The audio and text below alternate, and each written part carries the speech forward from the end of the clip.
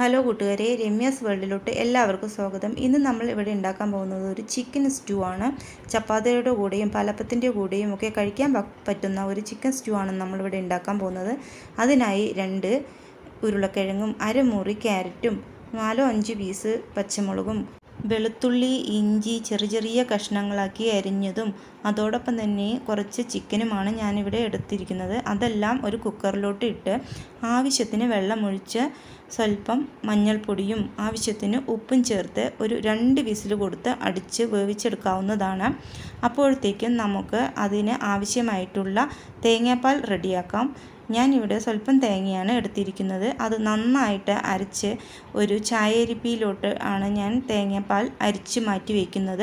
അപ്പോഴത്തേക്കും നമ്മുടെ കുക്കറിലുള്ള ചിക്കനും പച്ചക്കറികളെല്ലാം നല്ലോണം വെന്ത് വന്നിട്ടുണ്ട്. അത് കടുക് വറുക്കുന്നതിനായി ചീനിച്ചട്ടി ഗ്യാസിലോട്ട് വെച്ച് അതിൽ 3-4 വറ്റൽമുളകും ആവശ്യത്തിന് കറിവേപ്പിലും 1.5 ടേബിൾ സ്പൂൺ മല്ലിപ്പൊടിയും സ്വല്പം കുരുമുളക് പൊടിയും ചേർത്ത് കഷ്ണങ്ങളെല്ലാം അതിലോട്ട് ചേർത്ത് നമുക്ക് നന്നായിട്ട് തിളപ്പിച്ച് ഒന്ന് വറ്റിച്ചെടുക്കാവുന്നതാണ്. അത് വറ്റിയതിന് ശേഷം നമുക്ക് തേങ്ങാപ്പാൽ ചേർത്ത് തിള വരുന്നതിന് മുന്നേ തന്നെ ഗ്യാസ് ഓഫ് ചെയ്ത് വെക്കാവുന്നതാണ്.